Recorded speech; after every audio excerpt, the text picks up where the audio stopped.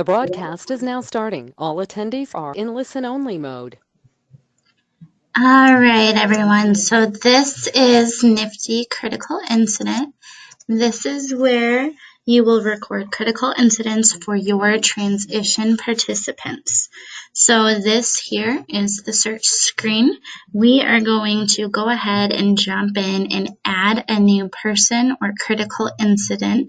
To start, we'll return to the search screen though. So I'm going to add my participant here, and all of these fields do need to be completed in order to add. So I'm just going to make up a Medicaid ID here. If it is an invalid ID, you're going to get this message that says Medicaid ID is invalid but will be allowed. Please verify against your state-issued ID. So it will allow for it, but it will let you know that it could potentially be wrong. So I'm going to go ahead and add that user. So the first thing you're going to see here is the participant record, or the participant information, sorry. So here you have the participant name, the Medicaid ID, date of birth, gender, and the comments. So here you can still edit the Medicaid ID if for whatever reason that was incorrect. However, this field is going to follow the same rules that it does on that ad pop-up. So the Medicaid ID cannot be all zeros. The data won't save. It won't allow you to enter that. If you enter an ID that is less than 10 characters, so if I put that in, it's going to fill it with leading zeros. And you cannot enter a Medicaid ID that is the same as someone else. So if somebody else had all 8s, you are going to get an error saying that is not allowed. So let's see. Next we have the incident record. So if I am just on the record here, it's going to show the incident date and time and the type. So this will be the information that you entered in that ad pop-up. And then next we have the reported date. So this is the date that the incident was reported to your agency. That's where you're going to put that date in. Incident location and address. So you can select that and then enter the address here.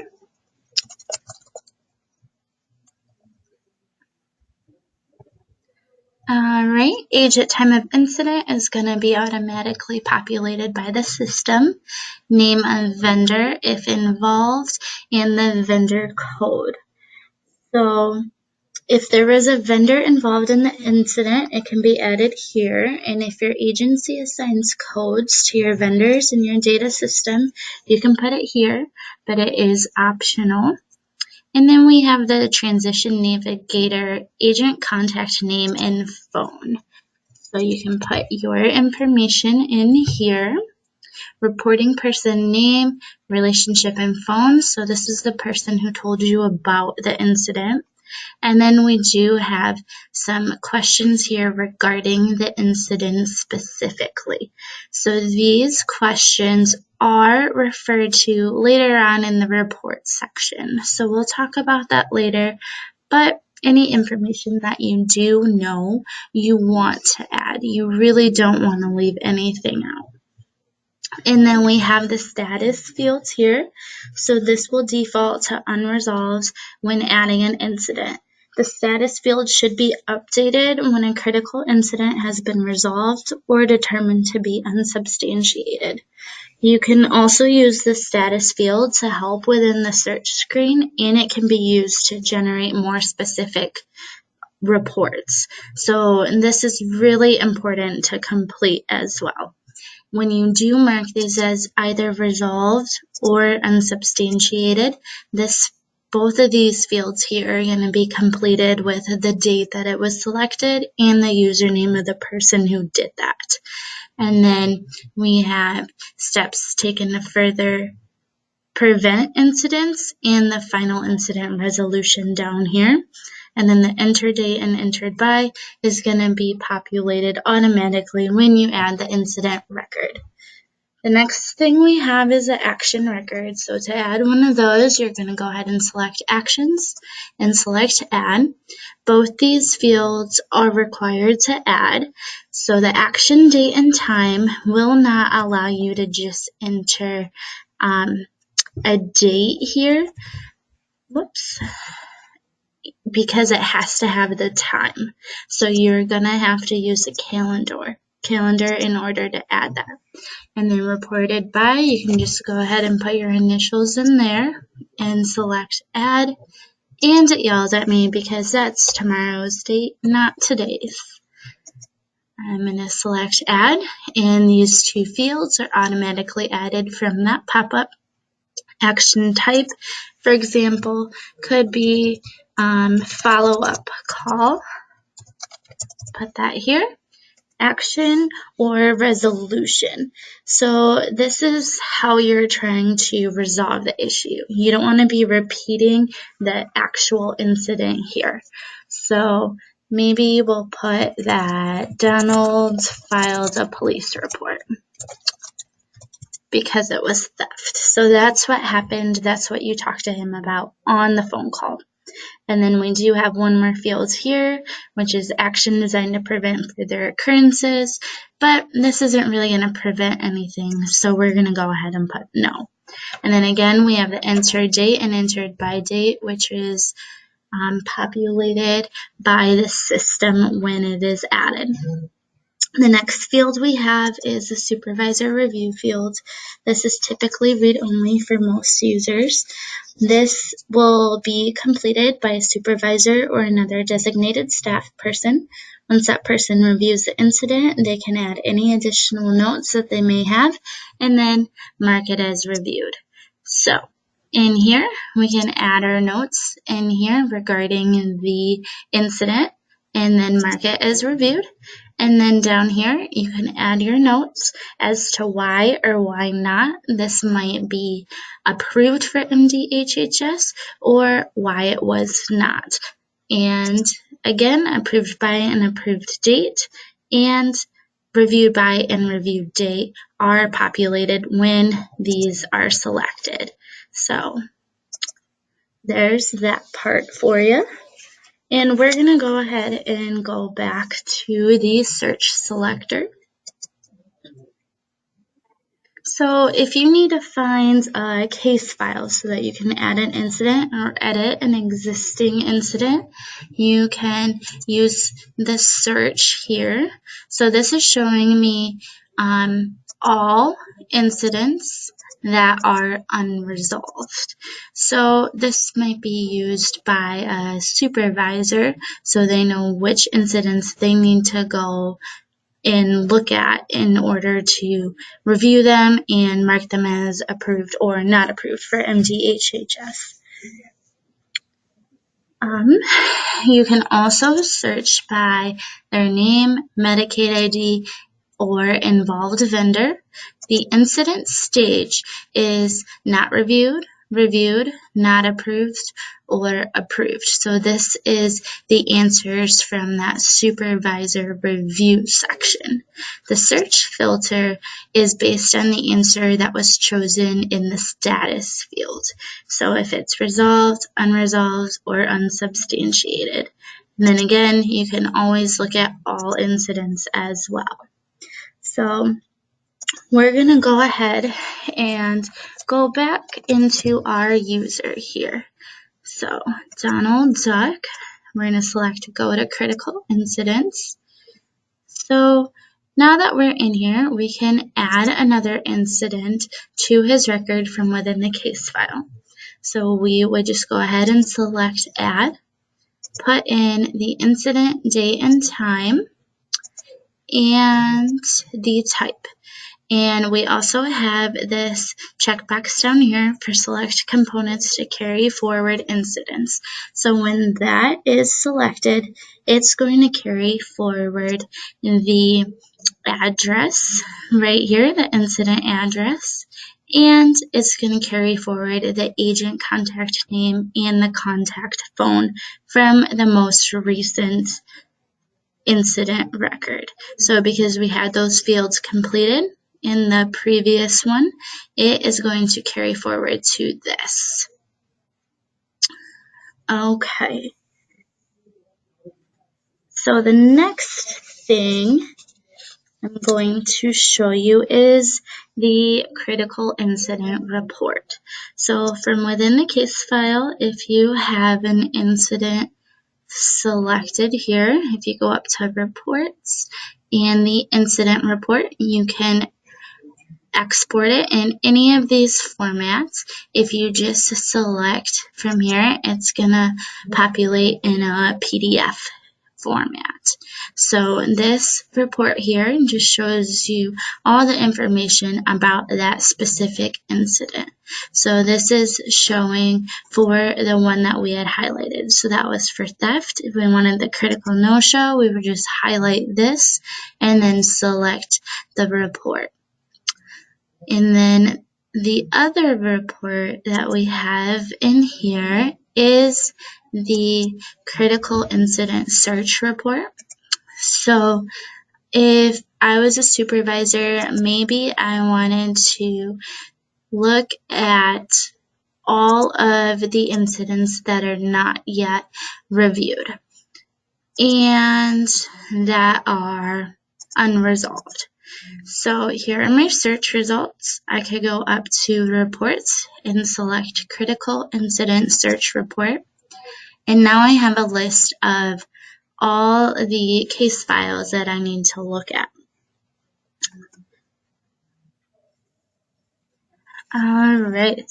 The other important thing is that you cannot add duplicate people. So if I hit add new person and I'm going to try to add Donald Duck again.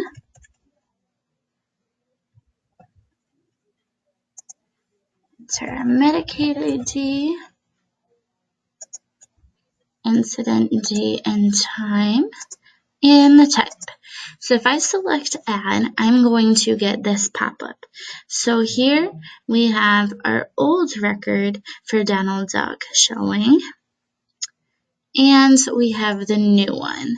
So when I select add, it's going to create a new record because this user has a different date of birth, but it did show him previously because it matched. So the second thing I'm going to show you with this instance is that maybe if I didn't mean to do this, maybe I want to delete the record. Well, you can by highlighting the record and selecting delete. But now it's telling me I can't delete it because the supervisor review record exists. So users that have permissions to delete the supervisor review record would have to go in here and delete this for you first. But for our purposes, I have that permission to make this demonstration easy. So the person with the supervisor review delete permission is going to go in here, select the record, hit delete, and confirm delete. And now that user that has the delete permissions for the incident record can select the incident and select delete. And going one step further, you can delete the participant as well. So now we just have our other Donald Duck that exists. So the other thing you cannot do is add people that have the same Medicaid ID. So if I want to add Daisy Duck, if I put in the same Medicaid ID as Donald, it is not going to let us. We are going to get this pop-up, but when I select add, it's going to tell me that a person with a duplicate last name, first name, and date of birth, or a person with a duplicate Medicaid ID number may not be added. So I cannot add that person, but from here, I can still go into Donald's case file.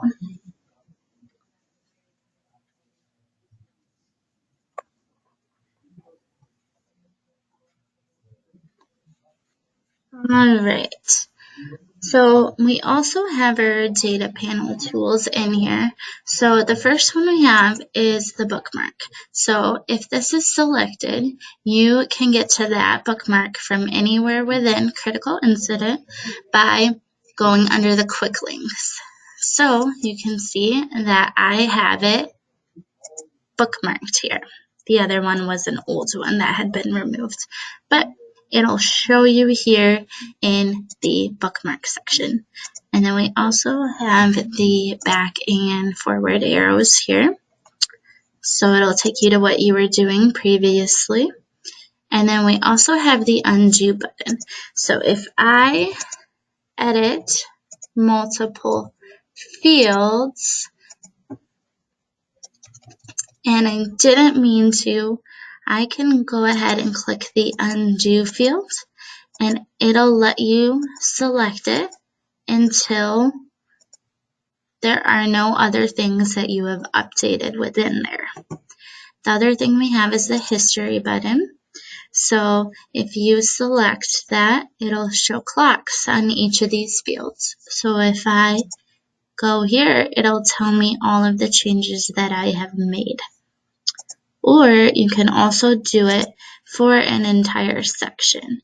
So I can hit this and it will show me all the changes I made in the participant information section. Or I can select this and it will show me an overview of everything that had been updated in that section as well. And the last tool we have is the print screen. So that's pretty general. That'll just show you what you see on that specific screen. Okay. And then we also have our attached files. So you just select the paperclip, this slide out will show, and then you can click add to add your files. So I'm going to click choose files and open and add a description. So both of these fields are required to add an attached file. So I'm going to attach file, and now it shows in the slide out. So there are a couple things you can do here. So you can open the edit field. So this will show the file name, description, who uploaded it, and the date it was uploaded. And the only field that you can edit is the description field. And from within here, you have the option to download the file or delete the file. And you also have the option to download the file by selecting the file name right there. So we're going to go ahead and delete this file. And now they are no longer listed there. The other thing that we have is the comments box. So this comment box will update this field down here in the bottom. So if I put any text here, it'll show here, and vice versa. This comment field will only work with the comments within the participant record. It doesn't work for any other fields within the case file, and this is the only one. The next thing I'm going to show you are the reports. So you get there by selecting Reports, Critical Incident. There are 4 reports here. Let me get rid of this. So there are 4 reports here. We have the Critical Incident Counts, Listing, Quality, and Summary. These can be formatted in any of these 4 ways. You can change your incident start date and your end date. So we're going to go ahead and change that. And then we do have the report option here. And for this report, you can look at all incidents, approved incidents, or incidents that are not yet approved. And then we have resolved, unresolved, or all incidents. So here is a preview of the critical incident counts report. So you can generate the preview by selecting the blue arrows here, and that'll just show you on your screen the report, or if you select the green arrow, it will download the report, and from here you can either save it or you can print it from here as well. So the counts report shows a list of each of the critical incident types and how many of each of those incidents exist within the time frame that was selected here.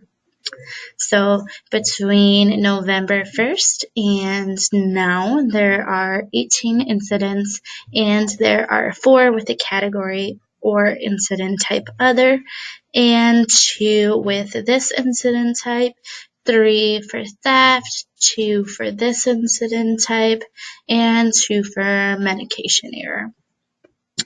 So on top of that, we could get a list of just incidents that are approved. So that gives us 4. Or we can look at incidents that are approved and that are marked as resolved. So that'll show us 3. The next report is the critical incident listing report. So this is a more detailed list of the incidents. You also have the option to include the incident summary or not include the incident summary. And again, you have the option to show all incidents or just approved incidents. And then we also have incidents that are reported after 30 days.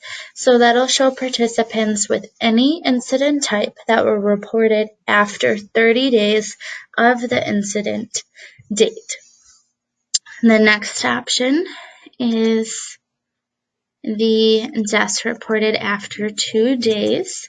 So this will show you any participants that have the incident type unexpected or unexplained death that were reported after 2 days of the incident. And then we also have incidents not yet approved. And then again, you have the option to show all incidents, resolved incidents, or unresolved incidents. And then we have the critical incident quality report. So this shows the number of days from the reported date. So the first column over here is showing you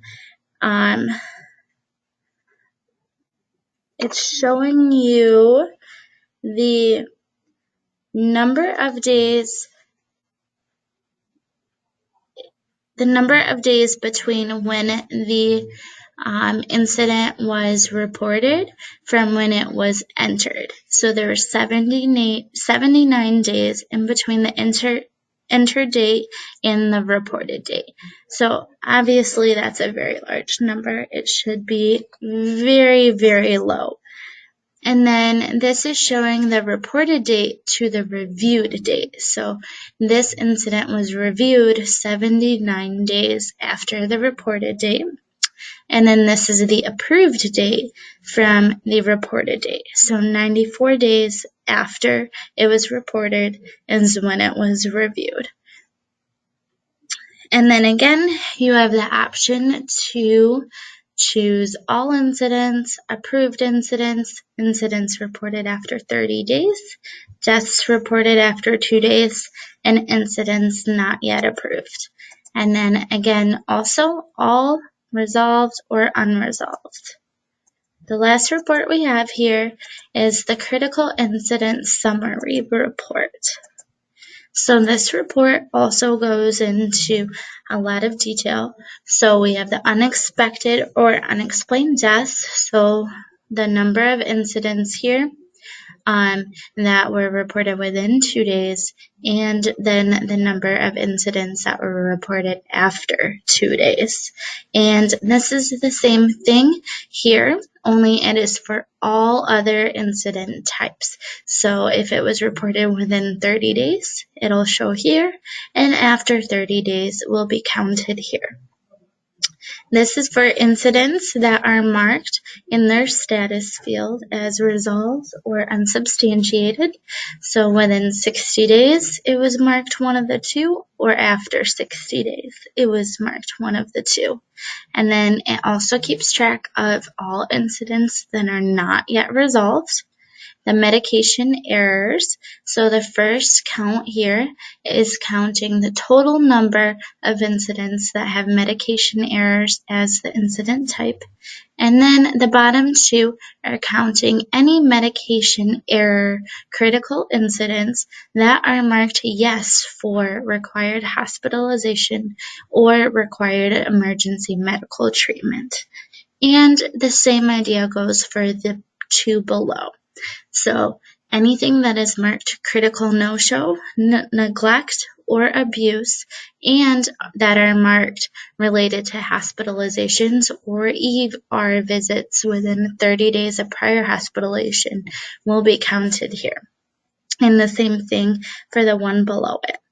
This one right here is counting any critical incidents with the type unexpected or unexplained death, with the question resulting in suicide answered yes. So if that question is marked yes, and the type is unexpected, unexplained death, it'll show here, and then the bottom just shows the total number of incidents reported.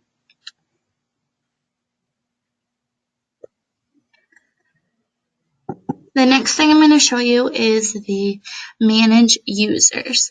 So if you have this permission, this will show in the tools dropdown. So we're going to go ahead and select that.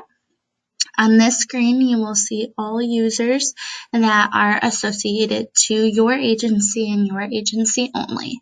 So if you select show disabled users, you will see users that are marked disabled. It'll default to being unmarked though. So you'll only see the enabled users unless you have that checkbox checked. So to add a user, you just select add user. All of these fields that are starred are required. So we're going to go ahead and add a user here. Let's see.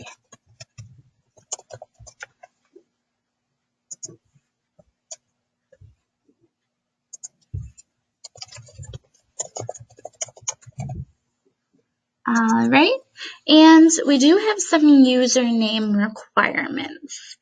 So it has to be more than 6 characters, but less than 50, and it must begin and ends with an alpha or numeric character. So most of the time we're going to use the last name and first initial, just to make it simple. But really you can make this however you want it. So we're going to go ahead and select save. And typically the easiest thing to do if you're adding users for your agency is to just go ahead and select send welcome email. This is going to send the user this email right here, and it's going to give them instructions on how to set their password. And it'll give them their username and the link to the Nifty critical incident. So they'll go ahead and open this up, and they will be at the login page. The next thing they're going to do is select forgot password, and it's going to show them this screen here. They're going to put in their username here, which again was provided in the email above. So they're going to put it in their username and select next. Then the identification code is going to be displayed.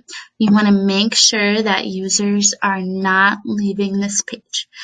They're going to get an email so they can open that in a different window, and they can take the identification code and enter it in this field and select next. And then they're going to be shown a password reset page. They're going to enter the password twice, select reset, and then they are going to be sent back to the home page. So on this login page, they're going to enter that username again from that email and then put in their new password and select login. And then we do have the password page. So you can go in and set a temporary password for them and then select password reset required. But it's generally easier just to use that send welcome email. That way they have the web address and their username already all in one spot. And then the last part is the user permissions. So generally, users are going to have the view permission for the critical incident selector. So to even log in to critical incident, you need to have this permission. The next permission is the person, critical incidents, and actions. So this is the first couple of sections within a case file. You're going to want view permissions for that as well. If you only have view permissions, you're not going to be able to edit anything. Everything is just going to be read only. And then the add change permissions are for users that you want to be able to add critical incidents and edit those records. And then there is the option to allow for users to be able to delete those records. Just remember that they cannot delete anything until the supervisor review records are deleted. So then that brings us to the supervisor review records. Most users are going to be view only for this. That way they can see if the incident has been reviewed or approved or not approved for MDHHS.